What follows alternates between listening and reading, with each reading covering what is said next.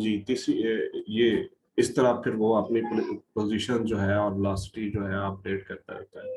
सो ये सिंपल से स्टेप्स हैं इसमें कि each particle evaluate objective functions of each particle, for each particle update best solution, update best global solution for each particles and update the velocity and compute the new location of the articles and finish until कि optimal या desired solution जो है हम हासिल नहीं हो जाते।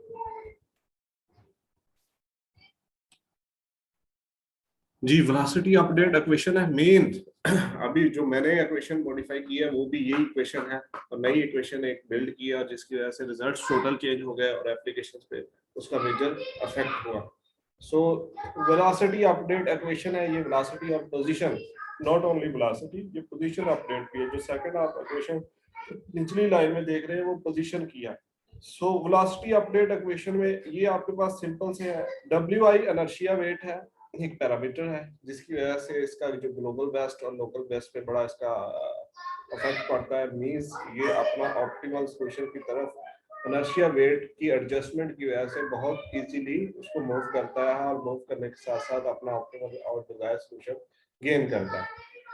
सो इसमें सेकंड और उसके बाद वेलोसिटी है उसका आयड और इसमें C1 जो है इसमें और R1 जो है इस पे C1 और C2 कांस्टेंट्स हैं, इनकी वैल्यू 2 रखवाते हैं हम।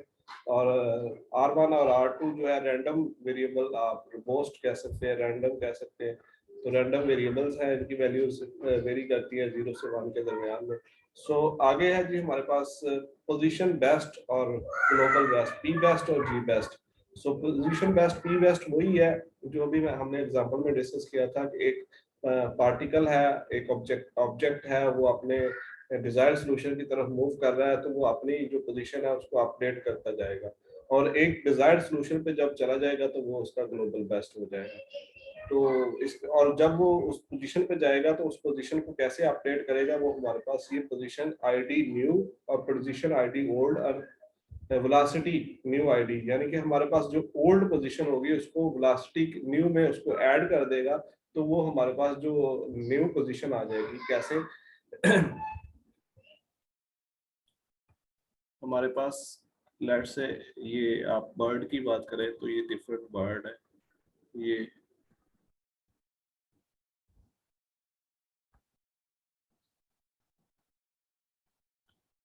और ये इनका फूड पार्टिकल है, फूड पार्टिकल। तो ये फर्स्ट इनकी पोजीशन ये है, ये इसकी ओल्ड पोजीशन है। अब इसने ये स्मेल किया कि ये फूड पार्टिकल इस साइड को है तो ये मूव करके यहाँ पे आया और इसकी मूवमेंट के साथ साथ इनकी मूवमेंट भी चेंज हुई, हर पार्टिकल की मूवमेंट चेंज हुई। हर पार्टिकल अपनी मूवमेंट जो है वो उसको एडजस्ट करेगा और वेलोसिटी के साथ मैच करके अपनी पोजीशन अपडेट करेगा। तो उसकी ये ओल्ड है और ये उसकी न्यू पोजीशन है।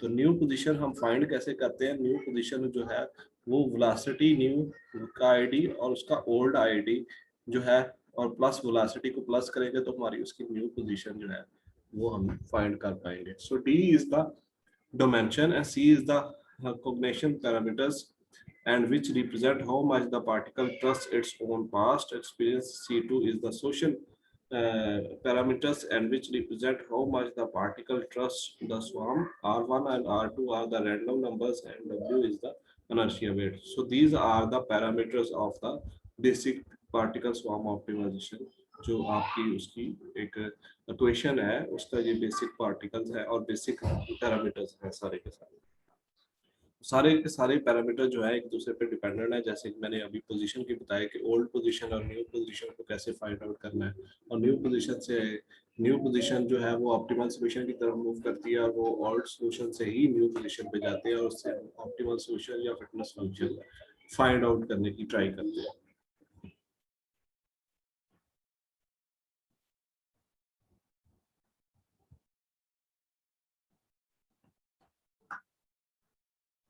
सो वेलोसिटी अपडेट इक्वेशन, अभी जो हमने इक्वेशन देखी है तो इसमें क्या है कि आप वेलोसिटी है उसका ओल्ड पोजीशन है, उसकी न्यू पोजीशन है, R1 है, R2 है, C1 है, C2 है। और इसमें क्या है कि इफ वेलोसिटी ऑफ ये देखें if velocity of id greater than of velocity of maximum, then vid is equal to maximum. Else if velocity of id, जो उसका करंट ऑब्जेक्ट का velocity का id है, वो less than minus velocity of maximum है, तो vid जो है वो माइनस में चली जाएगी। ठीक है, तो ये इसके सिनेरियो है वेलोसिटी अपडेट इक्वेशंस का। मींस मतलब क्या है कि जब पार्टिकल मूव करेगा तो वो पार्टिकल मूवमेंट जो है वो किस पोजीशन पे है, उसको किस पोजीशन से कैसे फाइंड करते हैं, तो वो हम वेलोसिटी अपडेट इक्वेशन से हर पार्टिकल्स की जब मूवमेंट होती है तो वेलोसिटी अपडेट कर देता है। ठीक है, वो वेलोसिटी अपडेट करने के साथ साथ फिर हम उसकी पोजीशन फाइंड करते हैं। और पोजीशन कैसे फाइंड करते हैं, जो वेलोसिटी की न्यू पोजीशन होगी वो हम उसको प्लस करते हैं पोजीशन जो उसकी ओल्ड है, तो हमारे पास जो है न्यू वेलोसिटी, जो new position of the that particles arrive हो जाती है।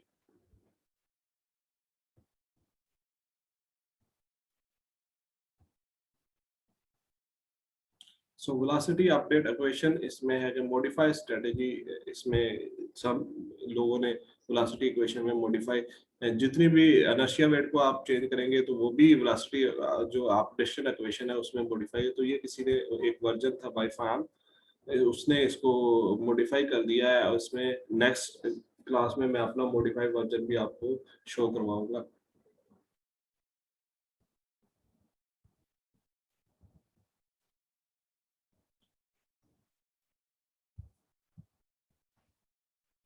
जी रमजान, आपको बहुत जल्दी है पेपर की, तो आप कोई भी क्लास में नहीं थे और फिर हमने स्टडी स्टार्ट कर दी कि पेपर दिखाने किसको है। 4-5 लोग थे, तो अब नेक्स्ट सेशन में, ये सेशन हम एंड करते हैं तो आपको थर्ड सेशन में फिर पेपर दिखाते हैं।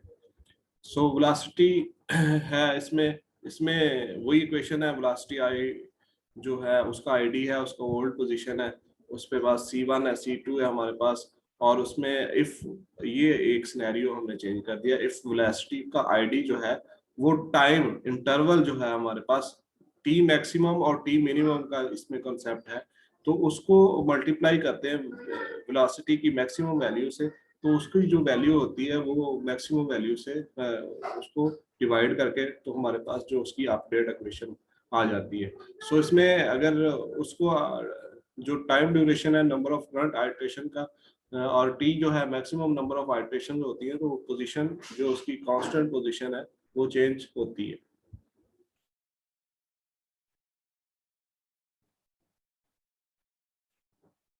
So velocity update equation using constraint factor method, ये डिफरेंट फैक्टर मेथड्स हैं जिसके जरिए हम वेलोसिटी अपडेट करते हैं। तो आप इस पे कोई भी मेथड अप्लाई करके आप इसको जो पीएसओ की नई इक्वेशन है उसमें दो पोजीशन को मर्ज करके आप नया वेक्टर उसमें बना सकते हैं। सो वेलोसिटी अपडेट इक्वेशन जो है डायरेक्टिव कन्वर्जेंस पीएसओ, जीसीपीएसओ, जैसे मेरा वर्जन है SIW पीएसओ, तो ये जीसीपीएसओ भी एक नया वर्जन है जिसमें उसमें न्यू है और उसकी जो वैल्यू है वो इनर्शिया वेट के हवाले से चेंज हो रही है। तो आर उसमें random number of from minus infinity two plus -1 two plus, and P is the scaling factor determine the P value, और उसमें उसकी ओल्ड वैल्यू को और उसकी न्यू वैल्यू के साथ उसका कंपैरिजन करके तो फिर उसका फेलियर, और जो अब सम टाइम वो ट्राई करता है उसको पार्टिकल को फाइंड करने के लिए, तो पार्टिकल को फाइंड करने के लिए जो ट्राई करता है उसमें फेलियर भी हो सकती है, उसमें सक्सेस भी हो सकती है। तो उन रेशो को मैनेज करते हुए वेलोसिटी की अपडेट पोजीशन जो है वो फाइंड आउट की जा सकती है। सो ग्लोबल वर्जन, नेबरहुड वर्जन, ये दो वर्जन है, पी बेस्ट ग्लोबल और नेबरहुड। सो ग्लोबल में global position is the global best position and is the neighbourhood best position. So neighbourhood के साथ साथ ग्लोबल बेस्ट की जो पोजीशन है इसके साथ कंपैरिजन करके तो ही जो है स्वाम का जो साइज है उसके हिसाब से फिर आगे एक स्पेसिफिक सोल्यूशन और ऑप्टिमल सोल्यूशन की तरफ मूव करते हैं।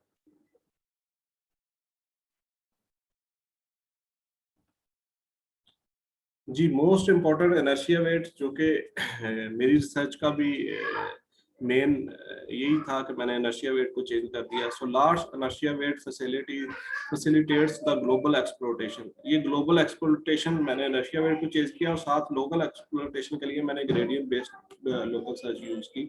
सो W must be selected carefully and और decrease over the run. So inertia time जो है, inertia weight seems to have attributes of the temperature and simulated annealing. तो ये इस एल्गोरिथम में भी हम इसको यूज करते हैं। So V maximum जो हमने स्टार्ट में देखा है, important parameter PSO typically only one adjusted. So calm parameter velocity or each dimensions determine fitness friction and which regions are surged. So if too high can fly past optimal solution, if too low can get stuck in the local optimum. So PSO has a memory, not what their best solution was, but where the best solution was. So quality है, diverse है, stability, adaptability है, ये PSO की सारी facilities हैं या attributes कह लें उसके। So population respond to the quality factors P best and G best. Diverse है, response है, responsiveness है, allocated between the P best and G best. Stability है, stable है, population change state only when the G best is changed. So adaptability है, जो inertia weight है, जो different parameters हैं उनको adaptively control कर लेता है. So population does change state when the G best change. So there is no selection in the PSO. So all particles survive for the length of the run PSO on the only evolutionary algorithms that does not remove candidate populations members. In PSO, topology is a constant and neighbor is a neighbor. So population size वो 10 से 20 होगा और उसका जो size है वो 30 से 40 से भी change हो सकता है. So simple is concept, easy to implement, computationally efficient. So application of combinational problems, binary PSO, SIW PSO, multi-objective PSO, and so many other kind of variants are applied on different applications. So here is स्वाम intelligence की जो book है उसका reference है, वो आप consult कर सकते हैं, देख सकते हैं इसमें।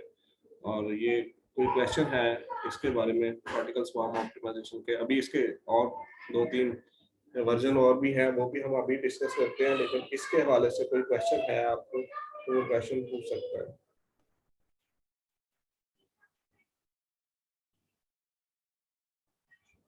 Know questions?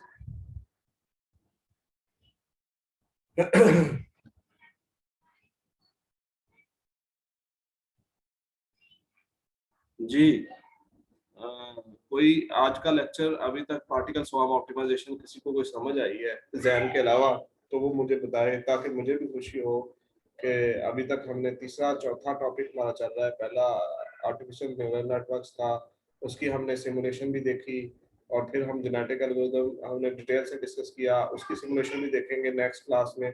और आप पार्टिकल स्वार्म ऑप्टिमाइजेशन इसकी सिमुलेशन तो मेरे पास 100 के करीब पड़ी होगी सिमुलेशन, तो आप इसको भी मैं रन करके आपको इजीली मैटलैब में और पाइथन में आपको इसको चलाना सिखाऊंगा, ताकि आप इस इजीली आप डिफरेंट डाटा सेट पे इसको अप्लाई कर सके और अपने जो रिजल्ट्स हैं वो क्रिएट कर सके।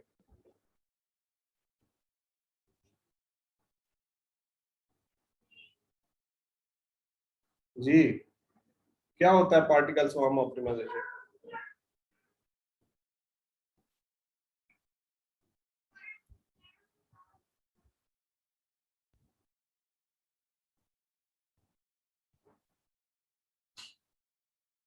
सारे सोए पड़े हैं, सिर्फ यही है? जी जैन आप बताओ, बाकी तो सारे सो रहे हैं। जी सर। क्या होता है पार्टिकल स्वार्म ऑप्टिमाइजेशन? आज हमने क्या डिस्कस किया है? 1.5 लेक्चर हो गया। जी सर सही।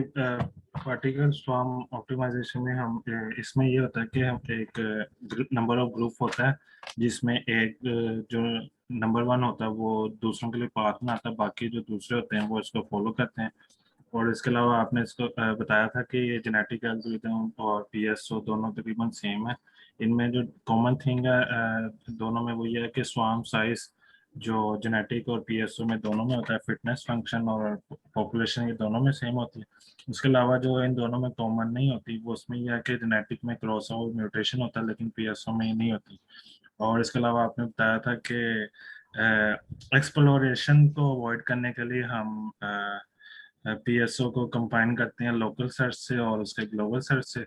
उसके अलावा आपने इसके स्टेप्स बताए हैं कि सबसे पहले हम पॉपुलेशन को इनिशियलाइज करते हैं, उसके अलावा उसका फिटनेस फंक्शन वैल्यूएट करते हैं, उसके अलावा तीसरे स्टेप में हम उसको वेलोसिटी उसकी मॉडिफाई करते हैं बेस्ड ऑन प्रीवियस और ग्लोबल बेस्ट के बेस पे।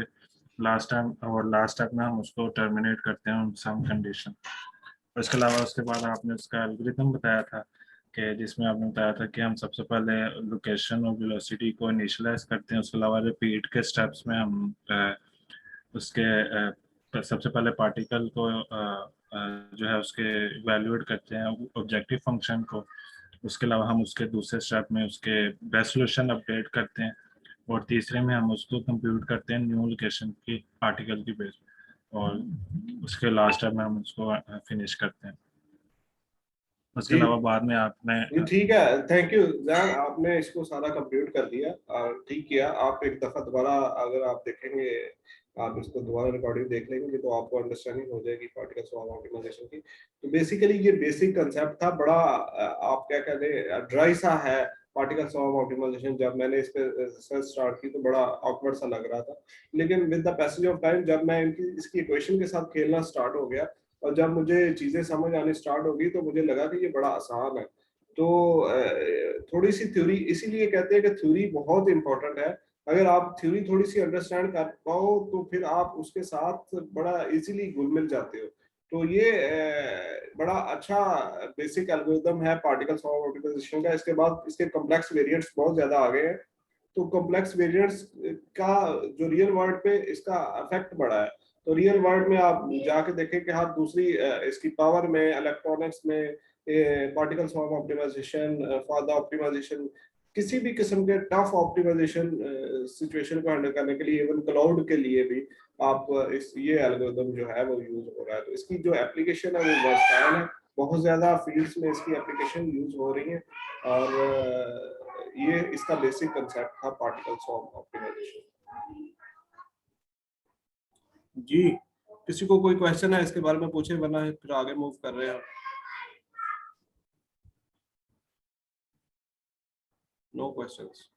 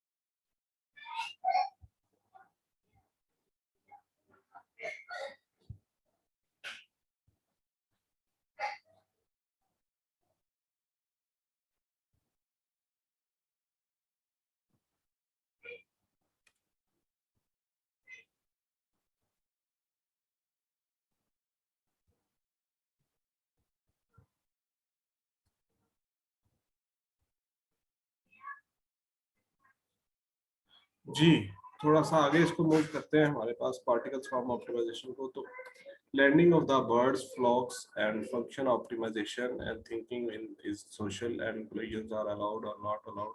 So these are the idea originated in the particle swarm optimization. So जो अभी हमने डिस्कस की है कि इसकी जो लैंडिंग है वो बर्ड फ्लॉक से इंस्पायर्ड होके और फिश स्कूलिंग से इंस्पायर्ड होके डिजाइन की गई है। और इसमें जो है स्वार्म का जो साइज है वो जितना साइज बड़ा होगा जितना साइज छोटा होगा वो मैटर नहीं करता। एक एफिशिएंट वे से वो नेबरहुड से इंफॉर्मेशन लेता है, इंफॉर्मेशन लेने के बाद फिर ऑप्टिमल सोल्यूशन की तरफ जाता है।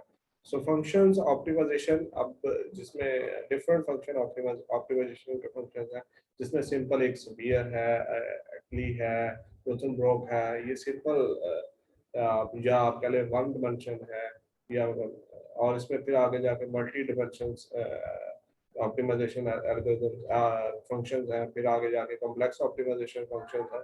तो इन सारों को सॉल्व करने के लिए ये एल्गोरिथम बेस्ट है। लेकिन in somehow multi dimension optimization functions को सॉल्व करने के लिए ये स्टक हो जाता था लोकल मिनिमा में। तो लोग इसको फिर हमने और या डिफरेंट साइंटिस्ट ने इसको फिर gradient based local search, harmony search और बहुत सारी और दूसरी जो सर्च है लोकल लोकल बेस्ड सर्च, उनको उनके साथ इसका हाइब्रिड वर्जन्स बनाए जिससे ये इसका जो एफिशिएंसी है या एक्यूरेसी है वो बहुत इम्प्रूव हो गई।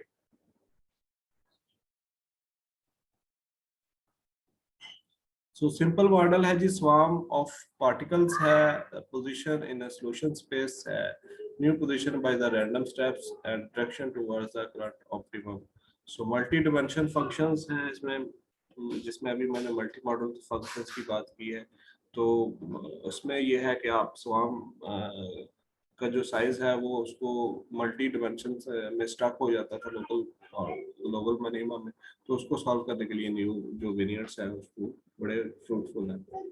सो फास्ट इन यूनी मॉडल जिसमें सफियर है या इस तरह के और जो सिंपल से फंक्शन है उनके लिए बहुत फास्ट है। न्यूरल नेटवर्क ट्रेनिंग के लिए 9 hours to 3 minutes, so able to compete with the genetic algorithm overheads. So but algorithm based on the broadcasting, so multi-modal functions optimization में थोड़ा stuck होने का problem था इसमें।